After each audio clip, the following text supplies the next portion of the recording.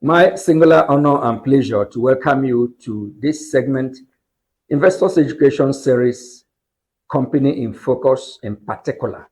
And it is our practice to take up any company that we want to zero in on and then educate the public about it. Today, our searchlight moves on to the banking sector. And in the banking sector, we chose the bank you know as Fidelity Bank. You call it Fidelity, we call it Fidelity. That bank had been doing pretty well over the years. The origin was in 1987. In 1987, they got a banking license that was a merchant banking license. In 1988, they started operation in Nigeria as a merchant bank. They were doing pretty well, but you know, for every merchant bank, the usual problem they encounter is cost of fund.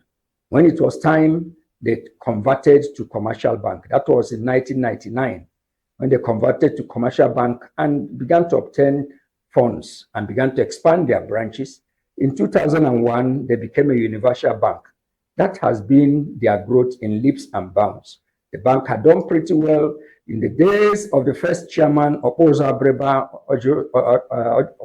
Onwukakalo, was the first chairman of the bank and has seen great Nigerians, great businessmen, being chairman of the bank, including the former presidential candidate of Labour Party, Peter Obi, who had been once chairman of the bank.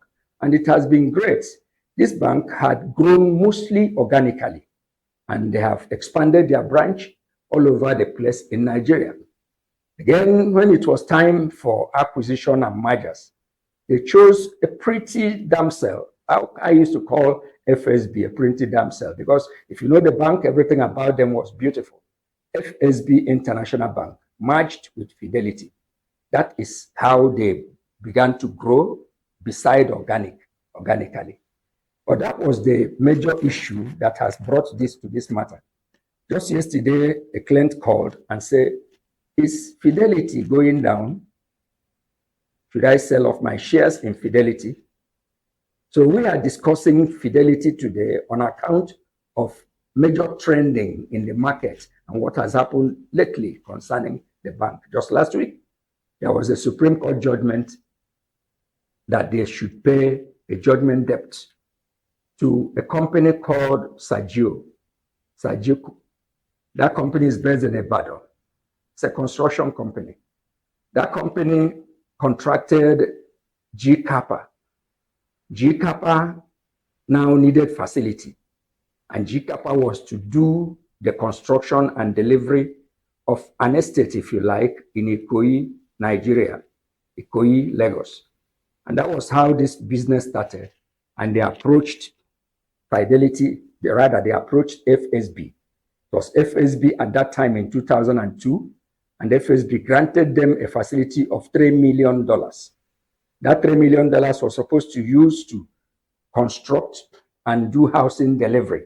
Everything was signed and they started. But somewhere along the line, there were delays. Something went wrong. And the Sajio company has a lease arrangement of 25 years for the piece of land. So everything modeled up, everything began to turn the other way. They went to court, and they have been in court all this period. But just last week, a judgment was delivered that Fidelity should pay Sajio some money. Let me say some money, because there's controversy over the amount. But I will help us to understand this controversy and where to believe from. Fidelity says everything comes to about 17, 18 billion. Sajio and their group says they are supposed to pay us 225 billion. You can see that the world is so different. The difference in claims is so big. And that is the major issue. While FSB says we are going to pay this. And then the people said the whole money is 224 billion naira. How did they arrive at this? Who is right? Who is wrong in this? Please keep listening, because we will advise you on what is the right thing to do if you own shares in Fidelity. Now, how did they arrive at that? This debt was dollar denominated. Therefore, it needs to be converted with all the foreign exchange risks that are involved. But that's not even the matter. But understand the nitty-gritty and the content of the whole loan agreement. $3 million given. Now, when the Supreme Court judged, Supreme Court awarded damages, awarded costs, and look at the basis of that. That's number one. I'll come back to that before I forget the main issue. Now, there are three parties to this whole transaction. The first party is Fidelity, the bank. The second party is GCAPA. The third party is Sergio. Now, if you want to make it clearer, Fidelity and GCAPA are on one side because the claimant and the person who is receiving the money is Sergio. And Sergio now is the one claiming that they ought to be paid 225 billion naira converted. The whole thing in dollar is about 139.7 thereabout million rather, $139.7 million. If you convert it at the present rate of 1,600 per dollar, you see it's not very far from 224, 225 million. That's how they're arriving at that. But how did they even get to $139 million? The Supreme Court said they ought to be paid for lost revenue. What is lost revenue? The houses were supposed to have been delivered, and they are supposed to be getting rates from the occupants. The least amount to be paid on those houses is $30,000 per annum. Now begin your conversion. And there are a couple of them. The highest is as high as $57,000 per annum. Multiply by the number of houses, flats to be delivered. It comes to very close to $139.7 million. And then the Supreme Court did not stop at that. Supreme Court says for every due rental that was not paid, the interest should be calculated at the rate of 19.5 per annum, which is a CBN prevailing rate at that time. And by the time you calculate all these things together, you will have 225 million thereabouts. I'm not taking sides. The bank says it's 19 point something. The people that got the judgment says it's 220 something million. But the debt, the difference of the claims is big. So where do they come from there? Number one, the whole debt is not owed by Fidelity. There's a portion of the debt that GCAPA will pay because GCAPA, even though received the money from Fidelity, did not deliver as agreed. So that portion they must pay.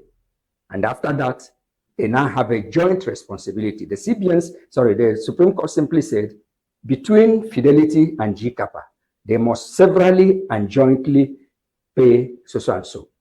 Now they need to sit down and sort it out, but every debt is not due to Fidelity. That's number one. But I don't think that what is due to Fidelity is as small as 19 point something billion. We leave it for proper calculation.